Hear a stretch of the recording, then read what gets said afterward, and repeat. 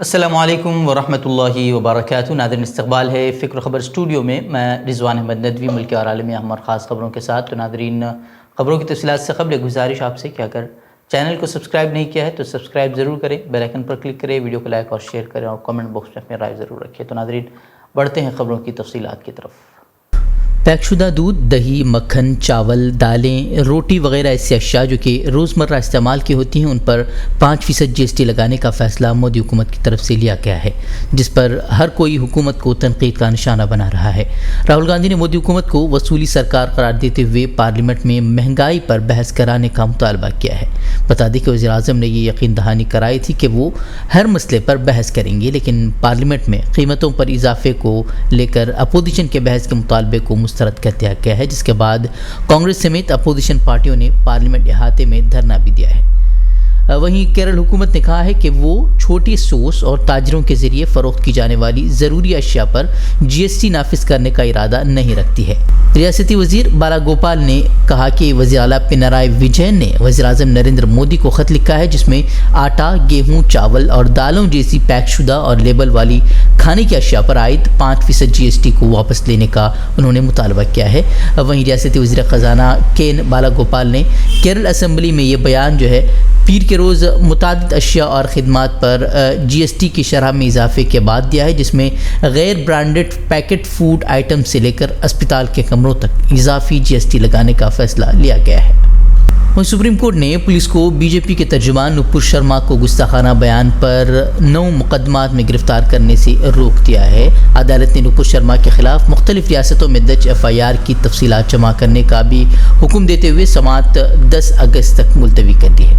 Court نے یہ حکم بھی دیا ہے کہ اگلی سماعت یعنی کہ 10 اگست تک نپور شرما کے خلاف مزید کوئی اور FIR درج نہ کی جائے اور نپور شرما کے تحفظ اور آزادی کو یقینی بنایا جائے۔ خیال رہے کہ گستاخانہ بیان پر نپور شرما کے خلاف دہلی، مہاراشٹر، تلنگانہ، مغربی بنگال، کرناٹک، اتر پردیش، جموں کشمیر اور آسام میں FIR درج کرائی گئی ہیں اور گرفتاری کے ڈر سے BJP کے ترجمان روپوش ہیں۔ ریاست اتر پردیش کے دارالحکومت لکھنؤ کے لولو مال میں 13 جولائی کو بغیر اجازت کے نماز ادا کرتے ہوئے 8 نوجوانوں کا ویڈیو سوشل میڈیا پر وائرل ہو گیا تھا، جس کے بعد یہ معاملہ ملک گیر سطح پر موضوع بحث بن گیا ہے اور سخت گیر ہندو تنظیموں نے ناراضگی ظاہر کرتے ہوئے احتجاج بھی کیا تھا، جس کے بعد مال میں ہنومان چالیسا کے پاٹ کرنے کا بھی ویڈیو وائرل ہوا تھا۔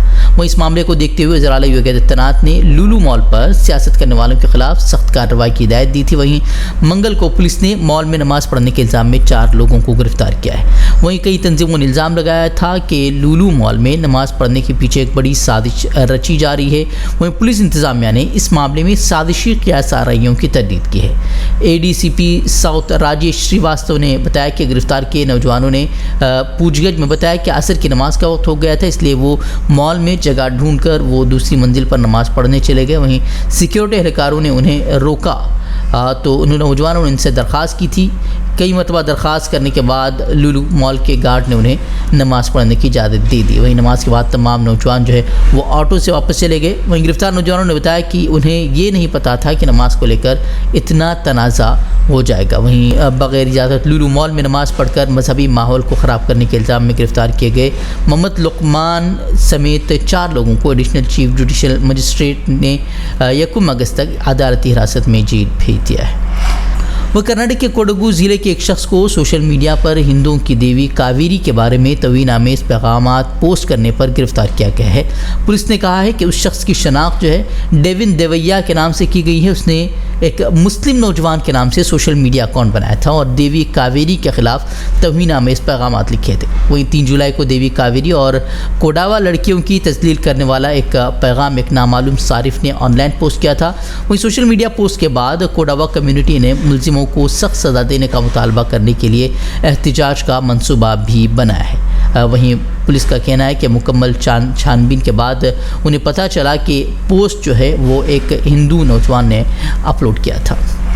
بنگلورو میں 10ویں جماعت کے ایک طالب علم کو گرفتار کر لیا گیا ہے۔ دراصل اس لڑکے نے نیشنل ہل ویو پبلک اسکول کو ایک جعلی دھمکی دینے والا ایک پیغام بھیجا تھا، جس کے بعد وہاں اسکول میں کشیدگی پھیل گئی، جس سے اسکول نے تمام طلباء کو خالی کرنے اور چھٹی کا اعلان کر دیا تھا۔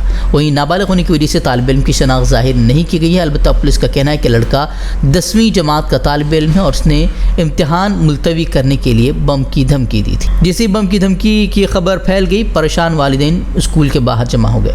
بتا دیں کہ اس سے پہلے بھی اپریل میں اس طرح کے بم کی دھمکیوں نے تناؤ کو جنم دیا تھا، کیونکہ یہ دھمکیاں بنگلورو میں کم از کم 8 اسکولوں کو دی گئی تھی۔ اتر پردیش کی یوگی حکومت کے ذریعے مدرسہ ماڈرنائزیشن کے نام پر لگاتار نئے فیصلے لیے جا رہے ہیں، جن میں کچھ فیصلے ایسے ہیں جو مدارس کے اصل مقاصد کو ہی فوت کرنے والے ہیں۔ تازہ ترین فیصلہ مدارس میں دی جا رہی تعلیم میں دینی تعلیم کا حصہ محض 20% کرنے کا ہے، جس سے کئی لوگ فکر مند ہیں۔